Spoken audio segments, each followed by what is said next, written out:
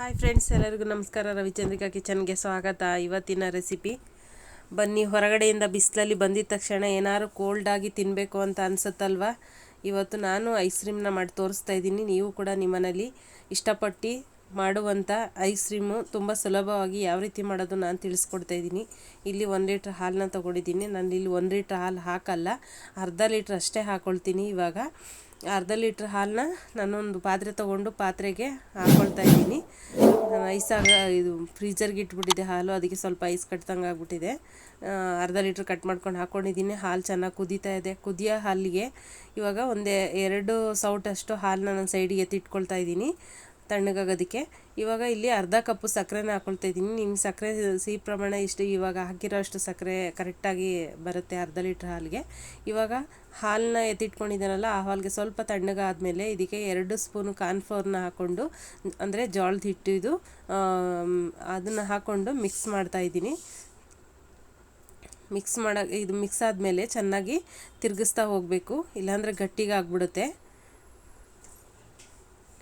ತಿರುಗಿಸ್ತಾನೆ ಇರಿ, ತಳೆ ಹಿಡಿದಂಗೆ. ನೀವು ಫಸ್ಟ್ ಹಾಲು ಹಾಕ್ದಾಗೂ ಕೂಡ ತಿರುಗಿಸ್ತಾನೆ ಇರಬೇಕು. ಇಲ್ಲಿ ನಾನು 2 ಪ್ಯಾಕೆಟು ಬಾದಾಮ್ ಪೌಡ್ರನ್ನ ತೊಗೊಂಡಿದ್ದೆ, 5 ರೂಪಾಯಿ ಪ್ಯಾಕೆಟ್ ಇದು. ಬಾದಾಮ್ ಪೌಡ್ರನ್ನ ಹಾಕಿ ಕೂಡ ಮಿಕ್ಸ್ ಮಾಡ್ತಾಯಿದ್ದೀನಿ. ಫಸ್ಟಿಗೆ ಯಾರೆಲ್ಲ ನನ್ನ ಚಾನಲ್ ಸಬ್ಸ್ಕ್ರೈಬ್ ಮಾಡದೆ ನೋಡ್ತಾ ಇದ್ದೀರಾ, ದಯವಿಟ್ಟು ಸಬ್ಸ್ಕ್ರೈಬ್ ಮಾಡಿ, ಲೈಕ್ ಮಾಡಿ, ಶೇರ್ ಮಾಡಿ. ನಾನು ಹಾಕೋ ವಿಡಿಯೋ ಫಸ್ಟ್ ನಿಮಗೆ ಬರುತ್ತೆ. ಬೆಲ್ ಐಕನನ್ನು ಕ್ಲಿಕ್ ಮಾಡಿ. ಇವಾಗ ಹಾಲು ಚೆನ್ನಾಗಿ ಕುದೀತಾ ಇದೆ. ಇವಾಗ ತಣ್ಣಗಾಗೋದಕ್ಕೆ ಬಿಡೋಣ ಹಾಲನ್ನ. ತಣ್ಣಗಾಗಿದೆ ಹಾಲು ಕಂಪ್ಲೀಟಾಗಿ. ಇವಾಗ ನಾನು ಮಿಕ್ಸಿ ಜಾರ್ಗೆ ಹಾಕ್ಕೊಳ್ತಾ ಇದ್ದೀನಿ. ಮಿಕ್ಸಿ ಜಾರ್ಗೆ ಹಾಕಿ ಒಂದ್ಸರಿ ಗಿರ್ ಅನಿಸ್ಬೇಕು, ಆಫ್ ಮಾಡಬೇಕು. ಗಿರ್ ಅಂತ ಅನ್ಬೇಕು, ಆಫ್ ಮಾಡಬೇಕು.